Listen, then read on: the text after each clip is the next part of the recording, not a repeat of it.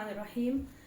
من ملفات القضاء أنا حابة إنه أساهم في تطبيق القانون وسيادة القانون، وهذا واجبي كمحامية وواجبي أيضا كمختصة بالقانون. هلا بيسألني الناس بشكل كبير إنه القضايا الجنائية ليش إنه بتكون سيف مسلط إنه على رقابهم، إنه المتهم لازم يحضر كل جلسة، شهود النيابة ما بيحضروش، بيؤدي إلى إطالة أمد التقاضي، ما حضروش جلسة بيتم إجراءات ضدهم. فأنا اللي بدي أقوله اليوم إنه الجهات التي هي النيابة العامة أو التي هي تقدم اللي هي بين أدلة الاتهام ولا يجب عليها إنها حتى تسرع إجراءات التقاضي إنها تحضر شهودها، مش لأنه وكلاء الدفاع بالعادة في القضايا الجنائية هم بيحضروا شهودهم دفعة واحدة، لكن بالمقابل النيابة العامة بتاخذ وقت أطول في ذلك، يستمر سنوات عديدة أنت مش شاهد، وعلما إنه بيكون هو من اللي أصدروا هاي القرار، منهم اللي عملوا الإجراءات القانونية